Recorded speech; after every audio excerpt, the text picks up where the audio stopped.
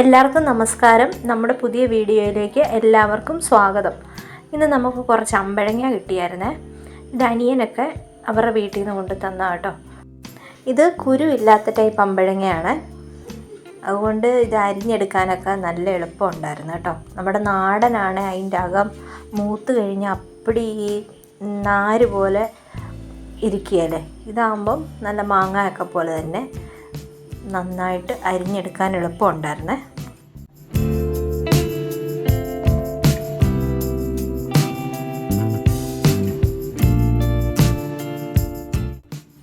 ഇത് അരിഞ്ഞെടുക്കുമ്പോഴത്തേക്കിന് ഇതിൻ്റെ ഈ ഞെടുപ്പ് വശവും പിന്നെ ഇതിൻ്റെ മണ്ടവശവും ചെത്തിക്കളഞ്ഞിട്ട് ഞാൻ ഇച്ചിരി വലുതായിട്ടാണ് അരിഞ്ഞെടുക്കുന്നത്. ഞാനിതിങ്ങനെ 4ആയിട്ട് കട്ട് ചെയ്താണ് ഇടുന്നത്. ഇത് വേണമെങ്കിൽ 4ആയിട്ട് കട്ട് ചെയ്തിട്ട് നടുവേ ഒന്നുകൂടെ ഒന്ന് കട്ട് ചെയ്താൽ ഇച്ചിരി കൂടെ ചെറിയ കഷ്ണമായിട്ട് കിട്ടും കേട്ടോ.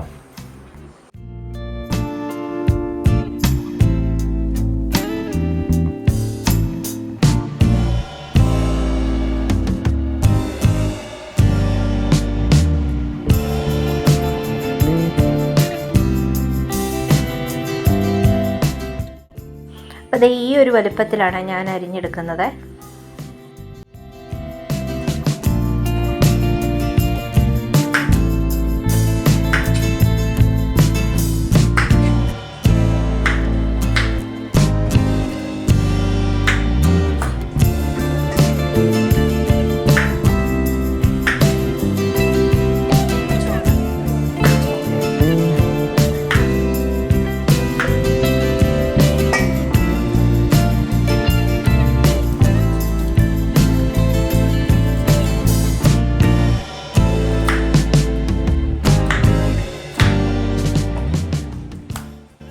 അപ്പോൾ അതേ നമ്മുടെ അമ്പഴങ്ങ മുഴുവൻ അരിഞ്ഞെടുത്തിട്ടുണ്ട്. അതിലേക്ക് കുറച്ച് ഉപ്പിട്ട് നന്നായിട്ട് ഇളക്കി വെക്കാവേ. ഇത് ശരിക്കും പറഞ്ഞാൽ അച്ചാർ വെക്കുന്നതിൻ്റെ തലേ ദിവസം ഇതുപോലെ ഉപ്പിട്ടൊന്ന് പുരട്ടി വെക്കുവാണെങ്കിൽ നന്നായിട്ട് ഉപ്പൊക്കെ ഈ കഷ്ണത്തിലോട്ടൊന്ന് പിടിച്ചോളും കേട്ടോ. ഇതിപ്പം എനിക്ക് നേരെ ഇല്ലാത്തതുകൊണ്ട് ഞാൻ പെട്ടെന്ന് ഉണ്ടാക്കുവാണേ. ഇപ്പം തന്നെ അങ്ങ് ഉണ്ടാക്കാനിട്ട് കേട്ടോ. അപ്പോൾ ഇത് ഉപ്പിട്ടങ്ങ് പുരട്ടി മാറ്റി വെച്ചേക്കാവേ. പിന്നെ ഇതിനായിട്ട് ആവശ്യമുള്ള ഇഞ്ചിയും വെളുത്തുള്ളിയും കാന്താരിമുളകും എടുത്തിട്ടുണ്ട്. കുറച്ച് കറിവേപ്പില എടുത്തിട്ടുണ്ട് കേട്ടോ. പിന്നെ കാന്താരിമുളക് എടുക്കുമ്പോഴത്തേക്കിന് കാന്താരിമുളക് ഒന്ന് ചെറുതായിട്ടൊന്ന് പൊളന്നിട്ട് വേണം ഇട്ട് കൊടുക്കാൻ എണ്ണയ്ക്കകത്ത്, അല്ലെങ്കിൽ ഇത് പൊട്ടിത്തെറിക്കും കേട്ടോ. പിന്നെ ഞാൻ ഇവിടെ എടുക്കുന്നത് കടുകെണ്ണയാണ്. നല്ലെണ്ണ എടുത്താലും മതി കേട്ടോ. എനിക്കിവിടെ കടുകെണ്ണ ഇരുന്നുകൊണ്ടാണ് ഞാനിത് എടുത്തത്.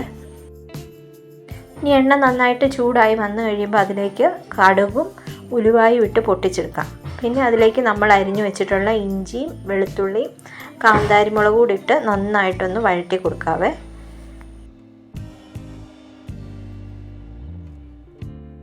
പിന്നെ ഇതിലേക്ക് നമ്മൾ എടുത്തു വെച്ചിട്ടുള്ള കറിവേപ്പിലയും കൂടെ ചേർത്ത് കൊടുക്കാവേ. ഞാനിവിടെ ഈ അച്ചാർ ഉണ്ടാക്കുന്ന അച്ചാർ പൊടി ഇട്ടിട്ടാണ്. ഇനി അച്ചാർ പൊടി ഇല്ലെങ്കിൽ മുളക് പൊടിയും മഞ്ഞൾപ്പൊടിയും കായപ്പൊടിയും ഉലുവാപ്പൊടിയും കൂടി ഇട്ട് കൊടുത്താൽ മതിയേ. എനിക്കിവിടെ അച്ചാർ പൊടി ഇരുന്നുകൊണ്ടാണ് ഞാനത് ഇട്ട് കൊടുക്കുന്നത്. അപ്പോൾ ഈ വെളുത്തുള്ളി എല്ലാം അത്യാവശ്യം ഒന്ന് മൂത്ത് വന്നു കഴിഞ്ഞപ്പോഴത്തേക്കിന് ഞാൻ ആ അച്ചാർ പൊടി ഇട്ട് കൊടുത്തിട്ടുണ്ട്. ഇനി ഈ പൊടിയുടെ പച്ചമണം ഒന്ന് മാറുന്ന വരെ നന്നായിട്ട് ഇളക്കി കൊടുക്കണേ. പിന്നെ ചില അച്ചാർ പൊടിക്ക് ഉപ്പുണ്ടായിരിക്കും കേട്ടോ. അപ്പോൾ ഇതിന് വലുതായിട്ട് ഉപ്പില്ലാഞ്ഞതായിരുന്നു. ഉപ്പില്ലാത്തതാണ്, ഉപ്പ് വേറെ ഇട്ട് കൊടുക്കണേ. പിന്നെ ഈ പൊടി മൂത്ത് വന്നു കഴിഞ്ഞപ്പോഴത്തേക്കിന് കുറച്ച് വെള്ളം ഒഴിച്ച് കൊടുത്തേ. അതിൻ്റെ കൂടെ കുറച്ച് വിനാഗിരിയും കൂടെ ഒഴിച്ച് നന്നായിട്ട് ഇതൊന്ന് തിളപ്പിക്കണേ.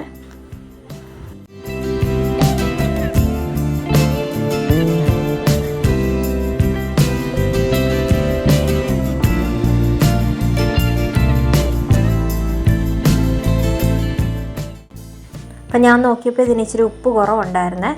അതുകൊണ്ട് കുറച്ച് ഉപ്പുപൊടി ഇട്ട് കൊടുത്ത് 1/2 സ്പൂൺ പഞ്ചസാരയും കൂടി ഇട്ട് കൊടുത്തിട്ടുണ്ട്. ഇനി ഇത് നന്നായിട്ട് തിളച്ച് വന്നു കഴിയുമ്പോൾ നമ്മൾ അരിഞ്ഞു വെച്ചിട്ടുള്ള അമ്പഴങ്ങ ഇതിലേക്ക് ചേർത്ത് കൊടുത്ത് ഒന്ന് തിളപ്പിച്ചെടുക്കാം കേട്ടോ.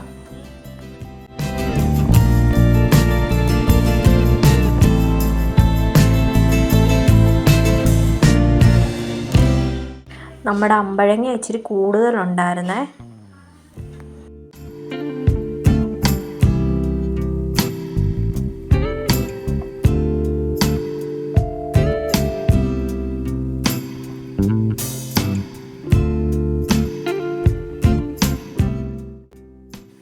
പിന്നെ ഇത് ഈ അരപ്പിനകത്ത് കിടന്ന് ഒരുപാട് അങ്ങ് വെന്ത് പോകരുത്, ഒന്ന് ചെറുതായിട്ടൊന്ന് തിള വന്നാൽ മതിയേ.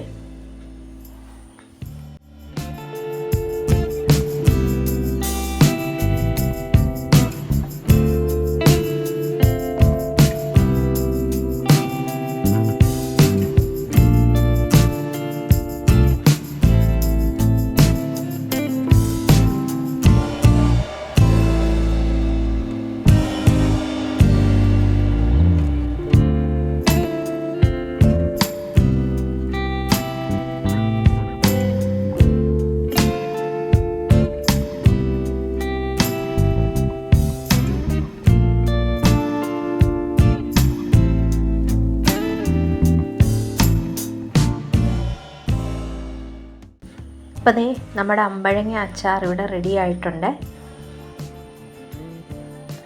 ഇത് ദേ ഞാൻ പിറ്റേ ദിവസം എടുത്തതാണ്.